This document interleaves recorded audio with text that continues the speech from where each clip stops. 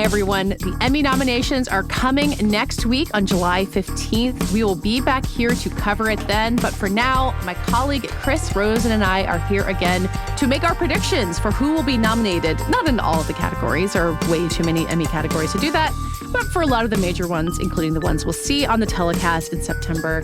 Today, it's our Emmy nomination predictions. I'm Katie Rich, and this is the Prestige Jockey Podcast.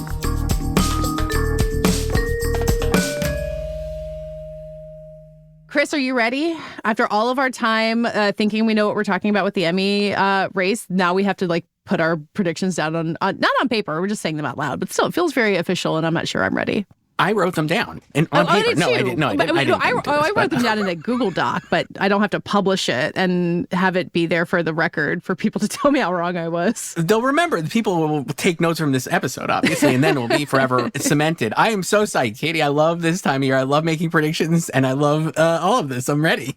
I'm just trying to remind myself, sitting down looking at this, of how often the Emmy nominations will come out and you'll be like, how many people from Daisy Jones and the Six got nominated? Weird things happen in Emmy nominations all the time. And especially for some of these larger supporting categories, something weird's going to happen. Because I think a lot of it is because the people who are voting, no disrespect to any of the great Emmy voters, are not always, they're very busy. And you did in your great series about the Emmy trends, very much based in Los Angeles. So it is an industry, it's more of an industry, Los Angeles industry group than the Oscar voters, I would argue. And I think a lot of times people are just I like this. I was talking to an Emmy voter who is a producer, and this person was like, I didn't even watch the latest Only Murders season, but I'm going to vote for it because I like that show. And I do think that is part of the deal. I think people are that is how people think about the Emmy. So it's they watched, Daisy Jones, they're going to vote for Daisy Jones, and that's kind of how it works.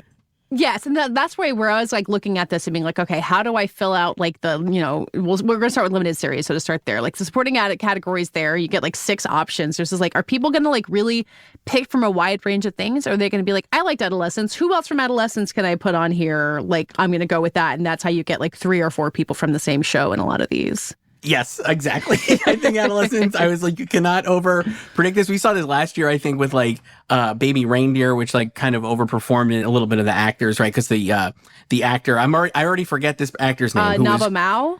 Not Nava Mao. The actor who played the abuser on the show. Oh, right. Was nominated, even though it was he was not really an actor. You know what I mean? And it just was because of that. I think there's part of that is what they watch. And then also, just to go back to last year, is if it's a famous person in a show, even if they didn't see the show, if they like the person, I think they could get nominated. And we saw that last year with Robert Downey Jr. for The Sympathizer, a great show. Right. Very that few nobody people watched or remembered. He got nominated, and you would think, if they're going to nominate him, maybe they would nominate the incredible makeup work that went into transforming him into 5 different characters, and they did not. So to me, that meant they didn't really watch the show. That branch maybe didn't watch the show, but they know Robert Downey Jr. And similarly, Lily Gladstone got nominated last year for another great show that was little seen, Under the Bridge. Yep. But she was Lily Gladstone. So there you go. So that's, I think that it's those things. It's what they watch and who they like. And that is how you kind of come up with predictions. Although none of that information explains how then Lamorne Morris beats Robert Downey Jr., but we'll get into the winners in some of these categories later on. To be clear, love that win. That season of Fargo was incredible, but few people have ever seemed so surprised to win an Emmy as Lamorne Morris did last year. Really great. Okay, so we're going to go through, we'll try to go category by category, be pretty detailed about this without recording forever. And we're going to start with limited, which I do think is a little easier to predict overall. I mean, it's in most of these categories, not all of them, it's kind of a matter of who's going to lose to Adolescence, right? 100%. So for a series Adolescence, it would be frankly shocking if Adolescence doesn't win. I think it could sweep, I guess you could argue, can it actually sweep across the board except for actress, where it doesn't have a nominee. It doesn't have a lead actress nominee, period, right? Yes. And I'm not sure if it will sweep, because I think you could still make the case for Colin Farrell winning for The Penguin over Stephen Graham in the lead actor category. But I think the show, Erin Doherty probably for supporting actress, and Owen Cooper certainly for supporting actor, feel very safe bets. I had someone connected to Netflix be like, we're really hoping for some wild surprise nominations like Erin Doherty. And I just had to be like, guys, she's winning this category. I get that you have to be modest about this, but she's going to win. frankly, it would be really shocking if she didn't. I guess her main competition there is maybe like Jenny Slate for Dying for Sex, yeah, okay, right? so let's do categories. So supporting actress, I did 6. So it's, all the acting categories have different numbers of eligible nominees, which is crazy, and maybe something we can talk about another day about how confusing this is. But we get 6 in the supporting categories and limited. So for my list, I had Aaron Doherty for Adolescence. I did mine in alphabetical order. My old habits of publishing nomination predictions die hard. I put in Kristen Milioti for Black Mirror. She's eligible for the USS Callister sequel. I believe she got nominated for the first one. And I do think Black Mirror is kind of sticky in these categories. It shows back up even when the seasons are not necessarily as big as other ones. We'll talk about it again later. I put in Deirdre O'Connell for The Penguin. I think The Penguin has also been watched by enough people that she's going to be in there. She's one of those actors who's worked with absolutely everybody. Chloe Sevigny for Menendez, another show that I think is just going to stick around because it was a pretty big deal. I don't think Netflix is pushing it as hard as Adolescence for obvious reasons. Jenny Slate, Dying for Sex, maybe the performance of the year. Couldn't be more excited about that. And then Christine Chimarko, who plays Stephen Graham's wife in Adolescence. That was my 6.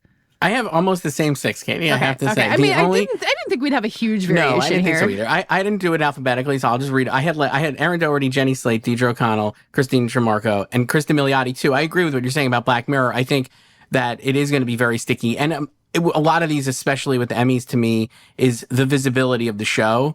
And everyone's watched these shows. So people watch Black Mirror, and the season of Black Mirror was actually pretty well received. We'll talk I think so. And you said, I've seen Emma Corrin put on there also for their episode, which I did not see that one, but that also seems Emma Corrin, I believe, won an Emmy for the Crown. Yes. So yes. They're also relatively famous, but I don't know. That was kind of a coin flip for me. And then also with Kristen Milioti, when they nominate somebody like Kristen Milioti's definitely getting nominated in lead actress, which for this category for The Penguin, right? Yeah. So why not getting her nominated for Black Mirror? Maybe because they like the person, they like you, they really like you. The only difference we have, so I didn't have Chloe Sevigny. I actually have Imogen Faith Reed, who is on the Hulu limited series Good American Family. Yes, that. I have that somewhere else on my list. I did not think about her at all. What a good idea. So I thought of her only because it's a kind of a breakout performance, and they've done a pretty, my view of that show is that they've done a good job of keeping it in the conversation. And while it didn't have the greatest reviews, I think having Ellen Pompeo out there, for a former guest on this show right here, I think they did a good job of promoting that show. And we've seen last year, again, like I was saying earlier, the Emmy voters don't ignore Hulu a lot. They actually watch Hulu. It is a popular enough thing. So I think they've seen this show. And Imogen plays Natalia Grace, who's, a famous real person. Her story has been retold in a lot of different documentaries, and Ellen Pompeo plays her pretty awful adoptive mother. Yes. And she is great. She's an adult playing a child. She's got this breakthrough performance, kind of like a lot of the people in Adolescence, right? Where it's where did this person come from? Yes. So there's a power in that. And I do think having Ellen Pompeo out there so forcefully in front of the show will help it keep up there. So that, but I mean, like you said, in terms of Chloe Sevigny, just to go back to her, I thought of her too. Obviously, I think you're right. Monsters was a big hit. People have obviously watched it. And so while it didn't do great maybe in the Winter Awards or whatever, it's still a visible show that everyone has seen. And in this category, that probably helps. Yeah. Well, to go to supporting actor then, I mean, Javier Bardem did get nominated, I think, everywhere in the Winter Awards for Menendez. Adolescence wasn't out yet, so he didn't have the same competition. So for supporting actor, again, 6 people. I have him, I have Owen Cooper. It's a contest of who's going to lose to Owen Cooper. Rob Delaney, Dying for Sex, another performance I just adore. And I think this category is kind of weird and baggy, and that makes room for someone on a show that I don't think has been talked about as much. I put in Renzi Feliz for The Penguin. I don't know that he's someone everyone talked to from that show, but it's kind of an open field. Wagner Moura for Dope Thief, recent Cannes Best Actor winner. I enjoyed Dope Thief. I talked to Brian Tyree Henry on this podcast, and so I got to watch it. He and Wagner Moura together are great. And then Ashley Walters for Adolescence, who is the detective who really in the first 2 episodes has a lot to do. So what's your list? Again, very similar. I have 5 of the 6. The only one so I don't have Wagner Moura, who would be great. I agree with you. I think he'd be great. I was worried just in terms, again, of the visibility, though at the same time, that kind of contradicts what I did because I went with another Apple limited series with Peter Sarsgaard for Presumed Innocent. Presumed Innocent is a big question mark for me. That and Disclaimer, honestly. I don't know if you put Disclaimer on your ballot anywhere, but those are 2 early season Apple shows that who watched them? Unclear who watched them. So my thing with this is Disclaimer, I get the vibe that people didn't really respond to, especially in the way that Apple would have expected, because I think they thought it was going to be like this really undeniable limited series, and that just doesn't seem to have been the case. Presumed Innocent obviously is a lot. It doesn't have the highfalutin aspirations, I would guess, as Disclaimer. It was really fun summer TV this time last year. I did watch it then, but like it felt like it was being paid attention to at the time a year ago. I think at the time it was, I guess he could easily miss, like you said, and like, again, the visibility on the Apple shows, especially from a year ago, who could say? But I was just like, I think having that runway will help it more than Dope Thief, which came kind of late in the season. And that's why I went with Skarsgård, because I was just like, at least I know if people have, like, it's possible.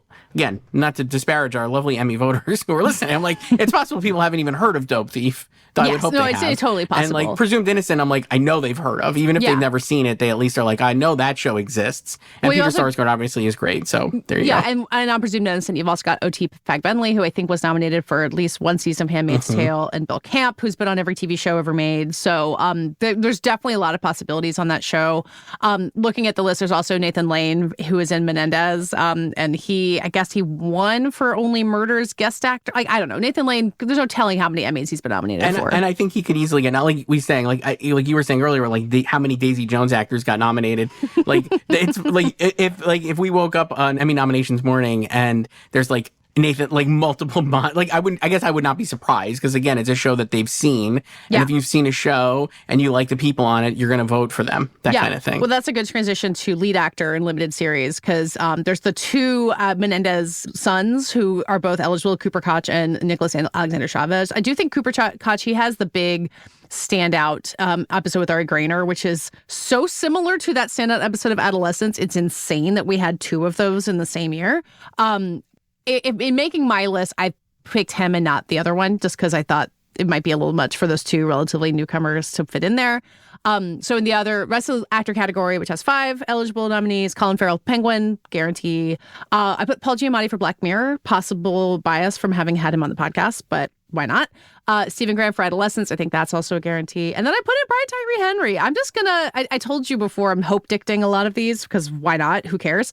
And I can see that more than Jake Gyllenhaal for some reason. Jake Gyllenhaal's done no campaigning. He's been, off doing whatever it is that he does. So why not?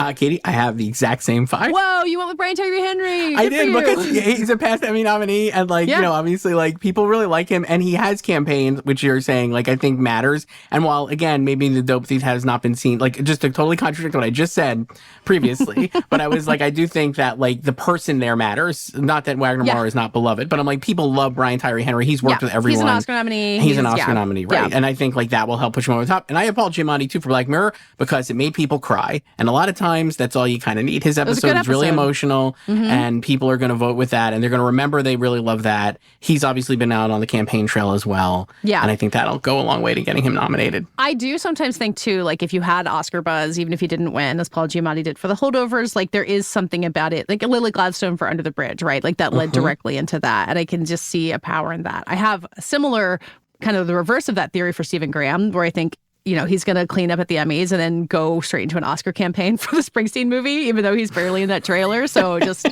hold space for that. It's coming. Do you think that Colin Farrell will win this?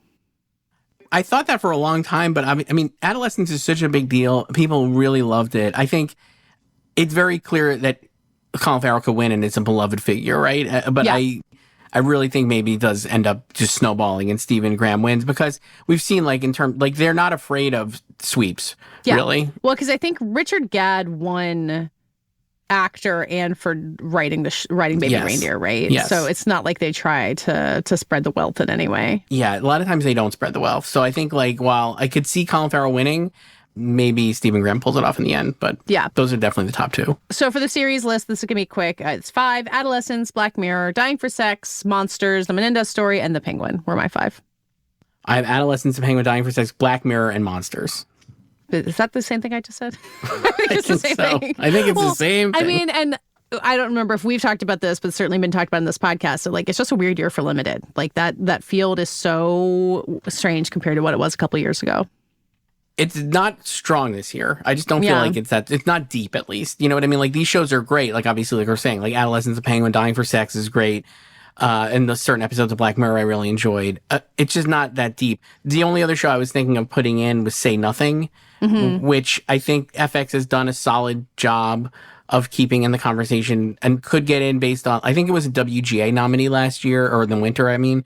And I feel like if it gets in, it would get in on the strength of the writers probably pushing it through, that kind of thing. But I just am like, it feels a little out of sight, out of mind. And because the Black Mirror, like, I just went with the bigger show. I'm just like, I know they've seen these shows. So like, no disrespect to anything else. Like, it's just tough to break through when you're not being watched, I guess. I just realized I skipped actresses. We got to do actors. Oh, great. Well, speaking of Say Nothing, I did go ahead and put Lola Pettiker, the star of Say Nothing, on my list of actresses. Again, it's an odd field. So I have her, I have Kristen Milioti for The Penguin. She was all over in the Winter Awards. I think that's happening for sure.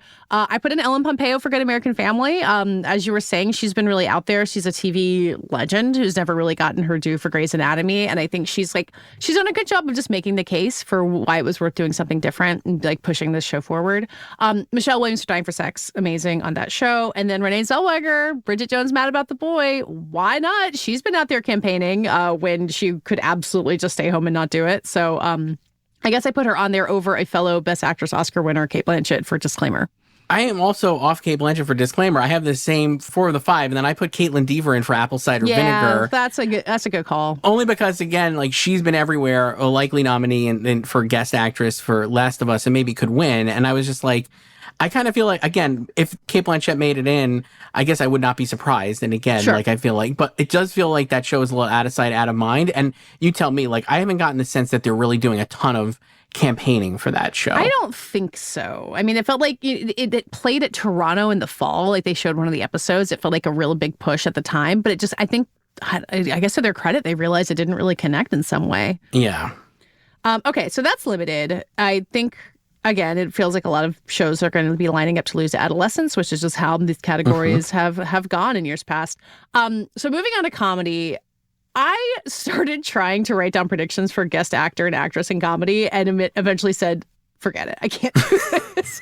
It's too hard. It's so many people playing themselves. It's so many like cameos on The Studio or Saturday Night. I couldn't do it. Did you have more success in making predictions here? I have them, but I don't feel really confident in them at all. Only because, like you're saying, it is a lot of people playing themselves. It's a lot of past nominees. It's a lot of people like Cynthia Erivo for Poker Face, which is like, man, Poker Face, I don't know if that's going to really break through. But like, again, like you were saying, she's like, amazing on that episode, though. And the halo effect of it being Cynthia Erivo. You know what I mean? Like, so it's like, to me, like for guest actress, I guess, in comedy, I was like, Julianne Nicholson feels like, if she doesn't win, I'll be so disappointed because I just loved her on Hacks. Yeah, she's so good. Fantastic. And I feel like it's probably between her and Jamie Lee Curtis for The Bear. And then for guest actor in comedy, I was like, you got all these, like you're saying, like all these people in the studio playing themselves. Yeah. But I think Bryan Cranston probably playing and not playing himself maybe has the best chance of emerging there. It would just be wild to give Martin Scorsese a guest actor Emmy for playing. He's wonderful on that episode of The Studio, but it would be very strange. It would be. It would be. I mean, for SNL hosts, do you have any? I have Maya Rudolph. I think, even though not a host, but obviously just because she was such a big factor in this season, and obviously won so many Emmys. So I feel like I'll just I have her, and then in the actor, and that was the only one, and then I have Martin Short, who possibly could get in. Obviously, you could maybe win even for a comedy actor, and won at the SAG Awards. And then for Only Murders. And then I have Dave Chappelle, much to the chagrin of probably everyone online. But I'm just like, they like Dave Chappelle. It has like no backlash has stopped the Emmy voters from embracing Dave Chappelle. So yeah. Well, we should also, did you say John Bernthal for The Bear? Like, I feel like that's he will happening also again. Probably get in, yes. Yeah. And then maybe Ron Howard for The Studio as well. If you made me choose between Ron Howard and Scorsese, I would choose Ron Howard for that performance. Like, he's so funny in that episode. He's very funny. He's very, very funny. But the studio thing I care most about is Sarah Polley. Like, she has to get the actress. Again, it's nominating Sarah Polley for guest actress Emmy is a crazy thing to care about, but she's so good in that episode. She's really good. And she's in an episode, I guess, to your point too, like, that's an episode that whether or not, like, I think everybody's watched The Studio, and certainly this is like an industry show more than anything else. So, like, I feel like it is like broken through in a big way within the industry, but like that is an episode they're very actively pushing because of the craps so I think people have seen it and like, you know, they're gonna like, obviously she is so great on it and has a great story, so hopefully she gets in. Yeah, she and Zoe Kravitz are in, I think, the two best episodes, and they're both, I think they would get in there. Okay, so supporting actress, I find a little bit easier to wrap my head around, and also expect the studio to be very well represented. It's 7, right? We have 7 eligible. Spots. It's, again, nuts. So it's all math, Katie. You know, I don't know. Look, we've discussed how math is not our strong suit on this podcast. So I have Liza Colin-Zayas, last year's winner. I think no matter how The Bear fares, which I guess I'm predicting it to do reasonably well. I think she's certainly getting in. Hannah Einbinder, who I think will win for Hacks.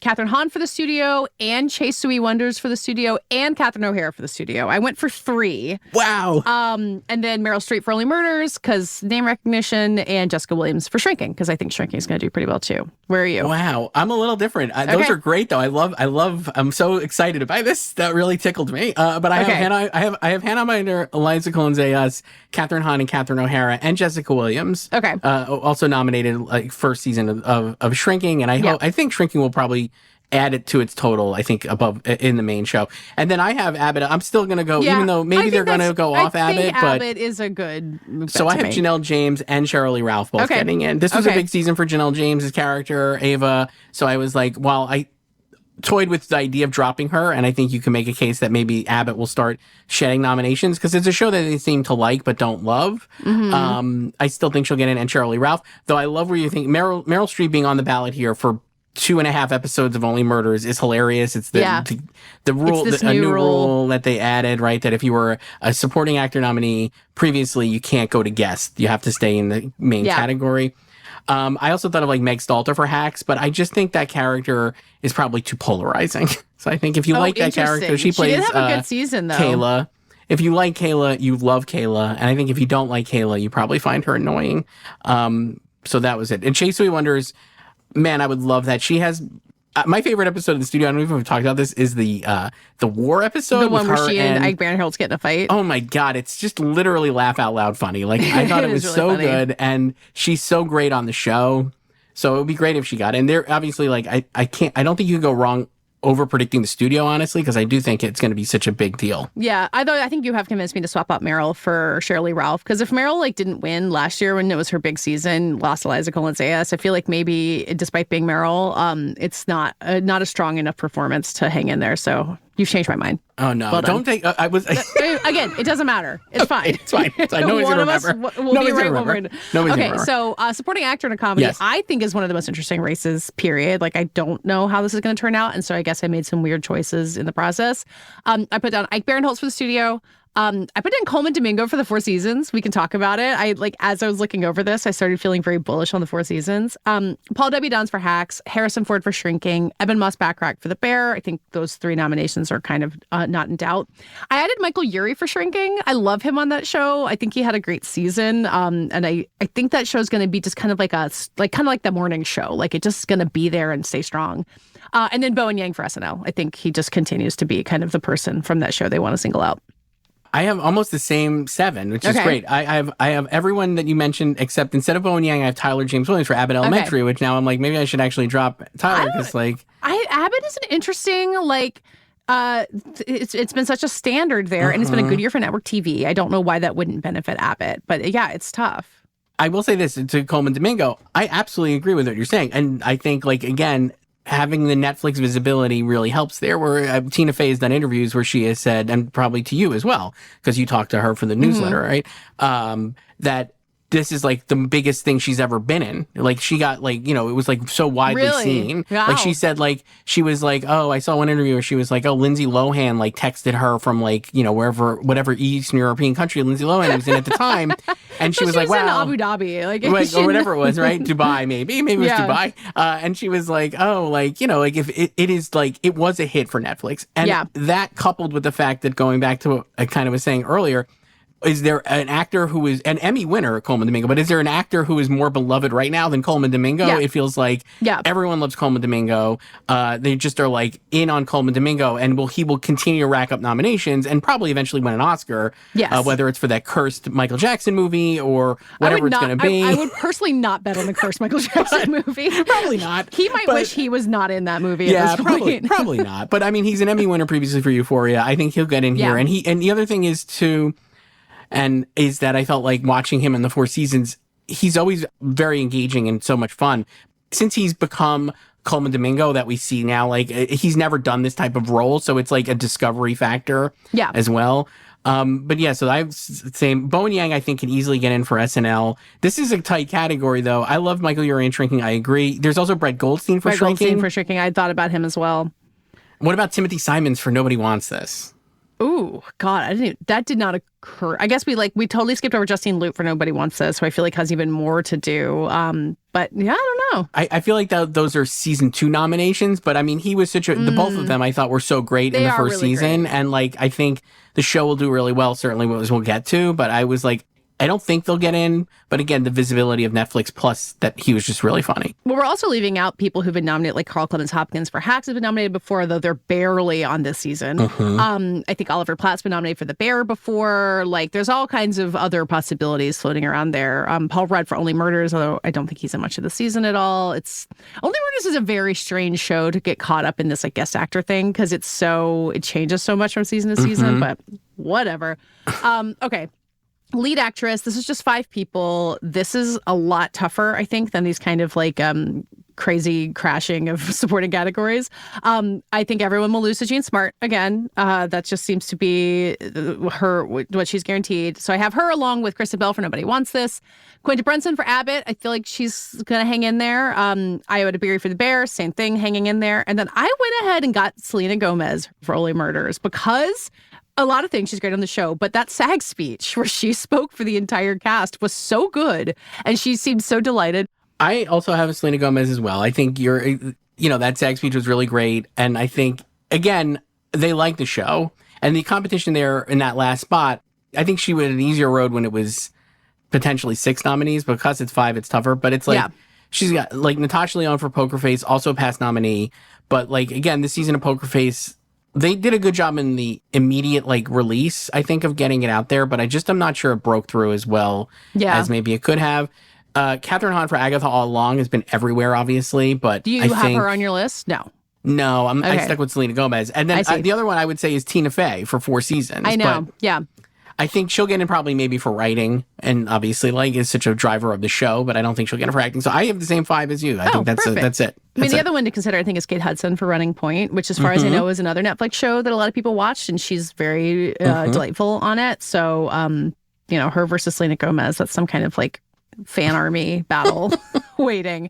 Okay, so good. That was easy. So actor, a really hard one to know who's going to win, but I think a pretty easy 5 to line up. Adam Brody for Nobody Wants This, Seth Rogen for The Studio, Jason Segel for Shrinking, the Freaks and Geeks reunion we always wanted, Martin Short for Only Murders, and Jeremy Allen White for The Bear.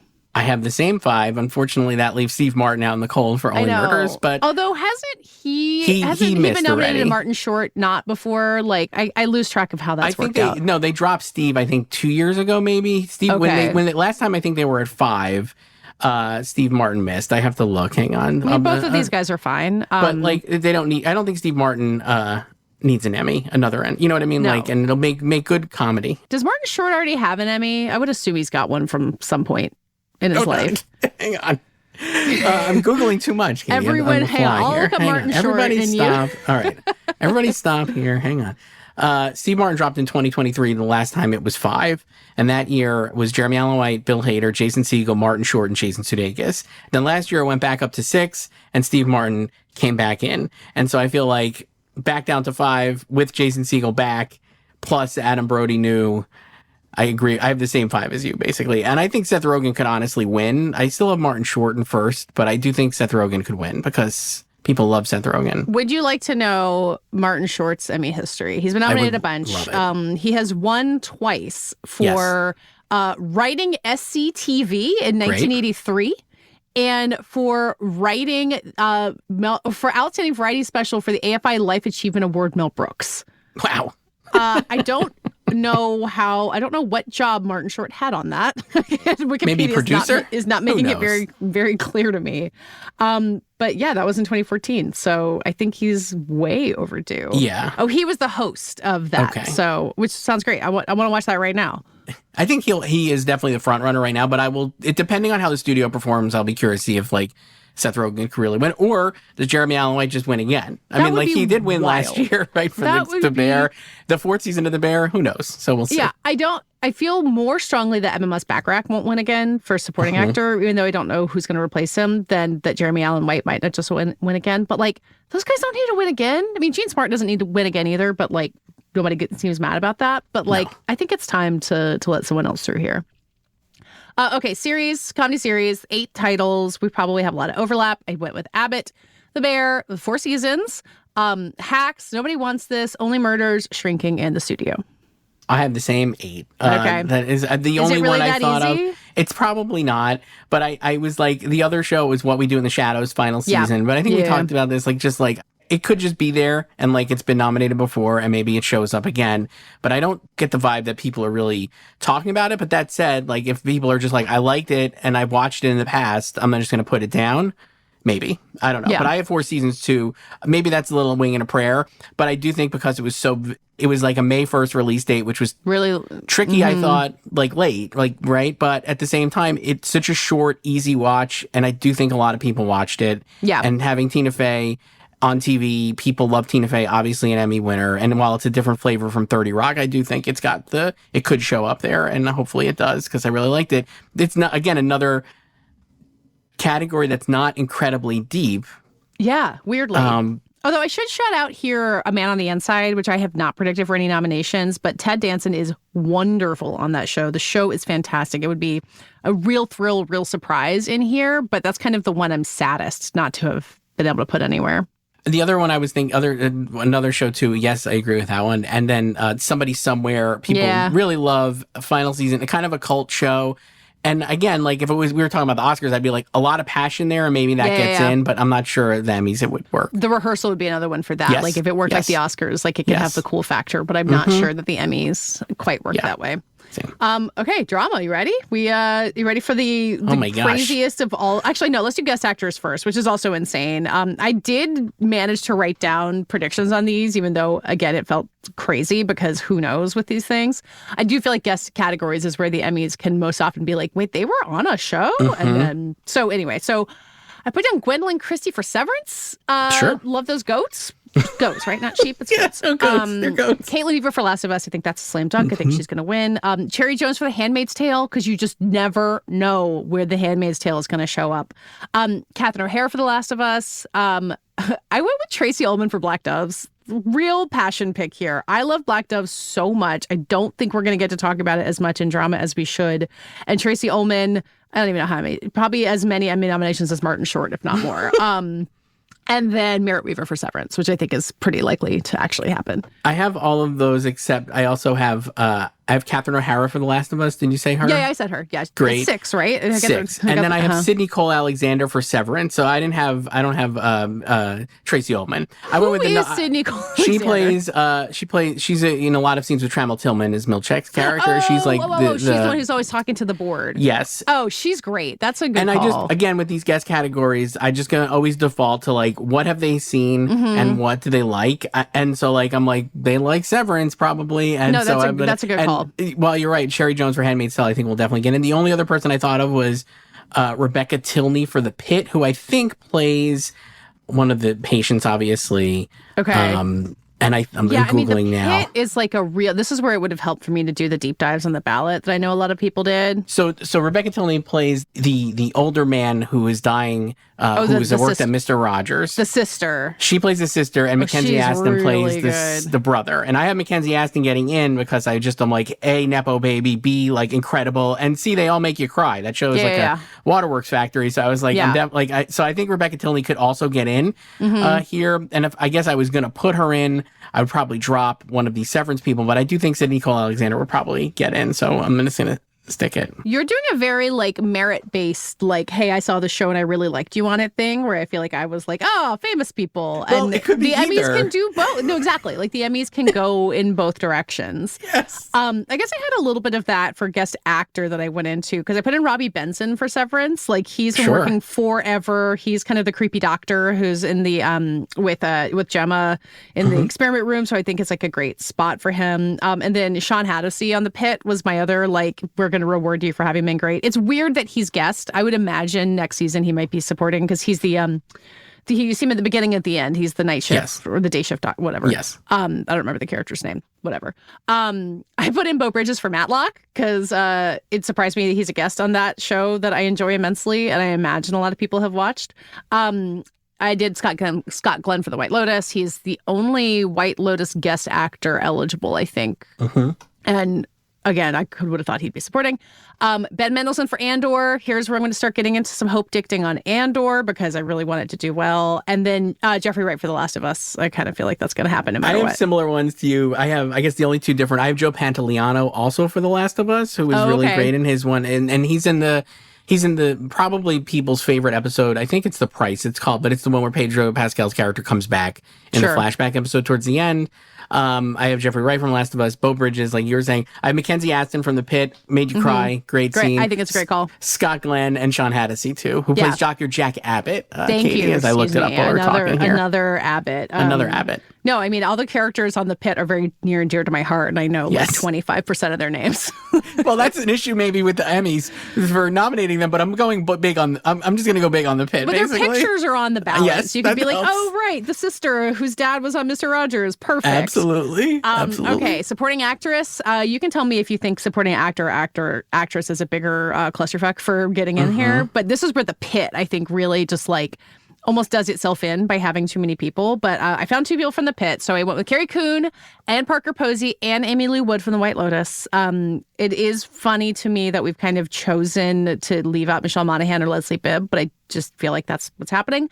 From The Pit, I went with Taylor Dearden, a.k.a. Dr. King, a.k.a. Bryan Cranston's daughter, and then Catherine Lanasa, Nurse Dana, who I just think is kind of the heart and soul of the show. And like a classic example of a long working actor who the Emmys can reward in this really unique way and has presumably worked with everybody. Similar note of Allison Janney, who is much more famous, but has worked with everyone, never doesn't get nominated, and is pretty great on The Diplomat, from what I understand. And then I made room for Genevieve O'Reilly from Andor. I don't know how likely that is to happen. I think she could get bumped out by any number of people on The Pit, but I just think she's wonderful, and I wanted to, so I did. I love that. Love Mon Mothma, a renaissance for Mon Mothma. I feel like this year was a big. She was great. So great. I have 6 of the 7. The only thing is, I have Carrie Coon, Parker Posey, Amy Lee Wood, and I have Leslie Bibb. I'll come back to her because that's the one difference. Okay. And then Allison Janney, Taylor Dearden, again, great Nepo baby, fantastic on the show on her own right, and made you cry. Yeah. So much tears watching her. And Catherine Lanasa, I couldn't not agree more. Working actor that people know and probably a lot of people have worked with, just being elevated here. She kind of reminds me of like Liza Colon-Zayas, but like on like this cat, you know what I mean? Like that kind of style of an actor who has been at it for so long and finally getting like a chance to show what they can do. So that's great. I went with Leslie Bibb. I love that character. I thought she did such a great job. She was great last year on Palm Royale, which I think only could help here a little bit. Yeah. And then I'm like, she's been everywhere. People really love Leslie Bibb. She's worked with everyone. I kind of just think maybe she'll get in. While the season of this White Lotus season was not for everyone, I do think that she had a lot of good responses. I went with her over like Natasha Rothwell, who I thought was nominated in season 1 largely because most of her scenes were with Jennifer Coolidge. Yeah. And while she's great in season 3, I thought she was so good. I just thought like without having like her storyline to me felt like least consequential among the rest of the show. So I just was like, I don't know if it's going to, but again, the voters maybe just like kind of like default to her because they nominated her previously. Same with like Patricia Arquette for Severance, could see the same thing there, but I don't have either one of them in just because I was like, I don't think so. I wonder if we both made a mistake by leaving off Patricia Arquette as well as Deacon Lockman, who plays Gemma on Severance and had a really great season this year. I actually, if I had to pick between the two of them, I would actually pick Deacon Lockman because again, like her episode is a standout episode, really. Absolutely. And like people know that episode and And Patricia Arquette feels like she's barely in this season. That's kind of the thing. So I was like, I could see that. I could see Deacon Lockman getting in. And then if that maybe at the expense of Leslie Bibb, but I guess we'll see. Yeah, I mean, we're also leaving out like Fiona Dourif, aka Dr. Bangs on the pit, Tracy Iffichor, who's the she's the doctor who's pregnant and leaves halfway through the season. Julianne Nicholson on Paradise, who is fantastic on that show, and like I would love for her to get a double nomination. So great. Audrey Arjona on Andor is also amazing, and then all those people on The Handmaid's Tale who've been nominated a billion times. Like, I do think weird stuff could happen in this category. And the last person I'd mention here is Isabella Merced, who I thought was really great on The Last of Us and was like maybe the best part of this whole season. But I do think the response this season was not exactly what you want. If she got in, it would be awesome, but I don't know if she's going to make it. Yeah, I have no idea what's going to happen here. And supporting actor is not much easier. Back to all of these same shows we kept talking about. So, okay, for The White Lotus, I've got Walton Goggins, Jason Isaacs, Sam Rockwell. I think those three are not going anywhere. I did make room for Patrick Ball on The Pit. It's weird that there's really only one supporting actor option on The Pit. Like, it's a lot of women and then a lot of the, like, guest actor men. So I think he'll get in there. I have Tremel Tillman and John Turturro for Severance. Even though Turturro's not in that, like, his season was not that much of a standout this year. I think Tremel Tillman was fantastic. And then yet again, I made room for my heart and put in Stellan Skarsgård for Andor, even though I had absolutely made my peace with him getting snubbed for this, because he is wonderful on that show. I just feel like Andor had a moment in season 2, and it got that surprise drama nomination in season 1. It proved that it had an intention somewhere. So I'm just going to hope. What'd you do? Similar, but not exact. Okay. I have Walton Goggins. I have Jason Isaacs, Sam Rockwell. I toyed with dropping Sam Rockwell, but I just think he's been everywhere, and like that helps. Yeah, because, I feel like he could like swoop in and win. Just I think he could win too, but I think Walton Goggins win. And then I also have Patrick Schwarzenegger because they've nominated Theo James here. They nominated Jake Lacey. It's the same kind of character, and it's like the you've hunks seen of like the White Lotus, the asshole hunks of the White Lotus, and like he also has like a little bit of like Sydney Sweeney, who was nominated for the White Lotus because he's like super hot, right? So I was just like all these different things I think conspire to get him in, and a nepo baby, and he's really great. I think he's actually quite good on the show. Yeah. So I was like, I have Patrick Schwarzenegger in 2.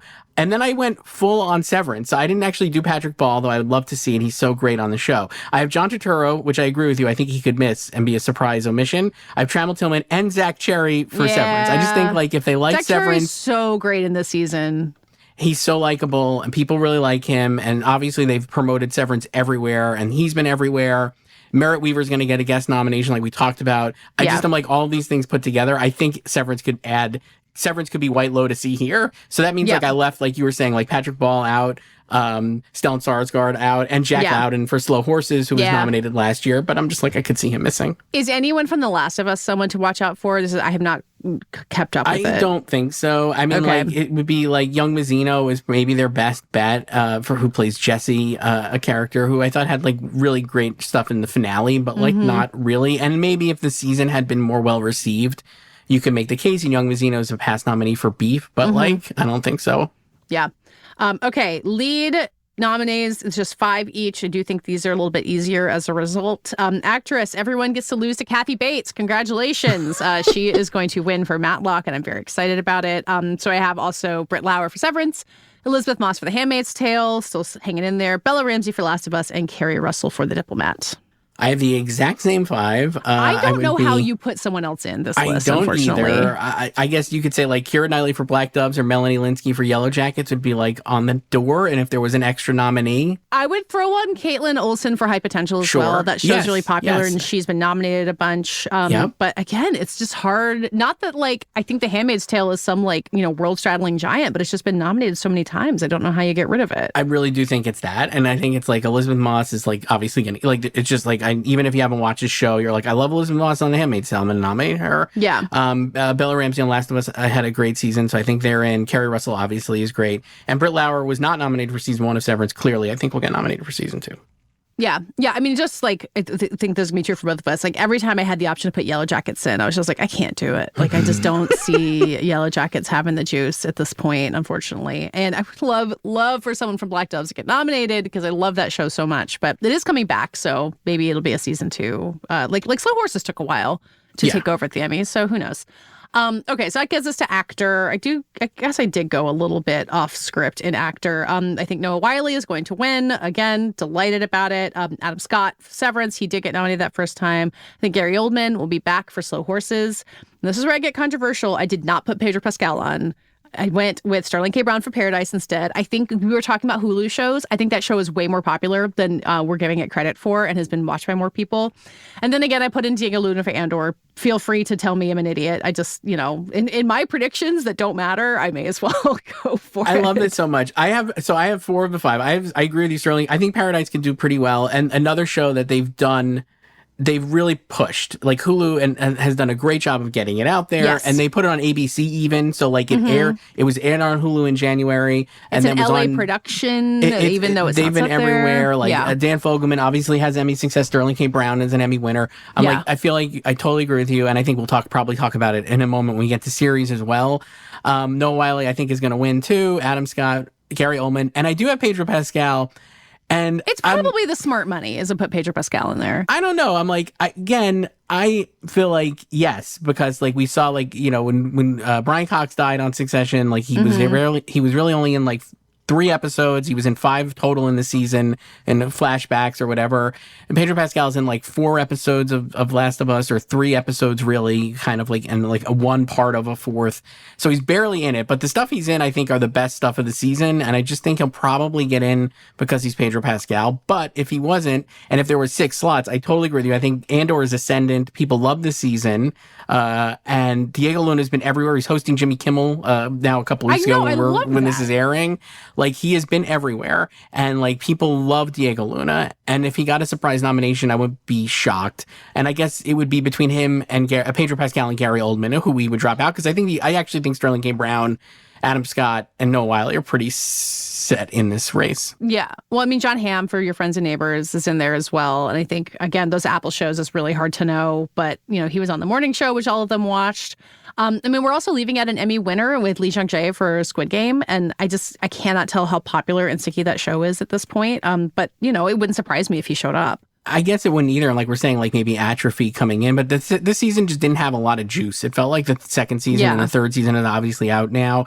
But like, I don't know. I don't think he's going to get in, unfortunately. If I had to pick of those other people, I think Diego Luna is certainly, like you're saying, Eddie Redmayne, and John Hamm is obviously, I think, an 18-time Emmy nominee and a winner. So good Lord. He could probably get in. I love that show, but I think the visibility on that was tough, and maybe for season 2, he'll get more shine. Yeah, I mean, speaking of visibility, like Landman is also part of this and is apparently extremely popular. John Hamm's also on it. And so Billy Bob Thornton is in this category. There's a few others. Like, I just feel like the Taylor Sheridan stuff has never, ever, ever broken through, and I don't know why that would change, but I'm aware it could happen someday. Yeah, and I don't think it's going to change this year. Okay, we're on to the drama category. We'll talk about a few other random things before we wrap up. But so the drama nominees of the 8, I went for it on Andor. At least on this one, it's been nominated before. I have some leg to stand on. The Diplomat, The Last of Us, Paradise, The Pit, Severance, Slow Horses, and The White Lotus. I have the same 8, Katie. Wow, okay. So we can't even argue about this, really. We're both in on Paradise. I'm in on Paradise. I just was like, a lot of this, I feel, again, like going back to like the visibility of Squid Game is strong, right? Like it was a huge hit for Netflix. The first season was a runaway sensation with the Emmys. And, you could argue like it'll just get in here because people watched it. But Paradise, again, like you're saying, I feel like it's ascendant. And I think they really... one of the things I think of with Emmy campaigning is I think they want you to, like with Oscars, you don't always want an Oscar, right? Like that's always like how much you campaign. With Emmys, I actually think it's opposite, because there's so much, you're vying for so much of somebody's attention, and there's so many things like in competition. Yeah. And I'm like, I think if you show you want it, that helps. So like Paradise, they've really done a great job promoting. So I'm like, I just think that will help people remember it and want to like reward that show. And I think... So, and like you said, like the LA production aspect of it. So I hope Paradise gets in. I was a huge fan of that show. So everything else I think is right on the money. And like Andor, I do think it's like safe to get in for sure. I think it's good. I think it will get in there more than the actors. I mean, the other things that throw out, like The Handmaid's Tale is there. Day of the Jackal, I think was like pretty well received overseas. Like, again, this is an LA voting body. I think it could pop up in a couple of other places that we're not talking about. I mean, Matlock, Kathy, that show is popular and Kathy Bates is everywhere. So who knows? I thought that too. I think we're underestimating both Matlock and, like you were saying, high potential, obviously broadcast that had such like maybe a rebound season. And I do think if they love Matlock, if they love Kathy Bates and Matlock, they love Matlock because that's the show. But at the same time, I just think it maybe is too competitive. But if it got in, I guess I wouldn't be shocked. I think the real challenge with High Potential is it's funny. I mean, Matlock is funny, and they're both light dramas, but I think that is tough when you're up against like The Last of Us, The Pit. Yes. It's just really devastating stuff out there. Okay, so before we wrap this up, I mean, we're not talking about like talk or TV movie or like it's hard to go deep on some of those categories. Like we've got like the scripted variety series category where I think there will be 2 nominees, and I guess John Oliver will just beat SNL because that's what always happens. Yes. I did want to flag that Will and Harper, famously not nominated for the Best Documentary Oscar, is now eligible for Best Documentary or Nonfiction Special.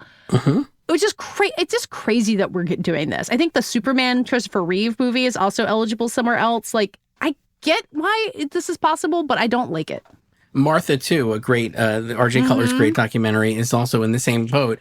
I agree. I think like it's always weird, but at the same time, while I agree that like it's crazy to double dip, when the Emmys are going to get it more right maybe than the Oscars did, right? Because like Will Harper's great, and I was like, you know, like and the way the doc branch of the Academy works is these kind of celeb movies and like more feel good mainstream efforts don't always make it in, and so I'm like, part of me is like, well, if the Emmys can fix what the Oscars messed up in some ways, not that like No Other Land wasn't going to win anyway, but I'm like, you know, just to get nominated at least, you know, like I'm like, I guess it's okay, but it is strange to be like, wow, we're still talking about Martha. I saw that at Telluride in August of 2024, and I know here it is in You've July. got like Sly Lives, which was premiered at Sundance, but is eligible in TV, and it might get beaten out by like Questlove's other SNL music documentary. Like, I mean, SNL 50 is going to be all over these categories, and I don't know how like prominent that will be for anybody. But like the rules of Emmys just get so strange when you start diving into these things. So many categories, so many rules. Yeah. Anything else that you care about or want to predict before we wrap it up? I think we're good, Katey. I feel like we just got. I mean, I was gonna say like I could, but I'm like we really were thorough. I think so. We should tell everybody that we're gonna. So on July 15th will be the Emmy nominations. I guess we don't know what time they are, but they're not at the crack of dawn. They're usually I think it's like usually around mid-morning, 11, right? East Coast time. Yeah. So you and I are gonna go live on Substack Live and here on Riverside, where people can watch along with us. We're gonna try to react live as they come. Great. It's gonna be really chaotic. So please join us for that experiment. If you follow us on social media or if you subscribe to the Ankler, you'll get a notification about it. Just keep an eye out for us.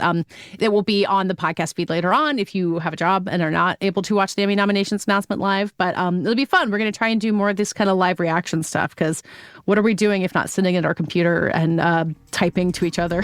Like we do this anyway. So it's like now we get to actually just do it and people can watch. It's going to be fun. I know. We're going to get so many things wrong in the heat of the moment and then have to go back and fix it live on the air. So anyway, hopefully you'll join us and we'll see you then.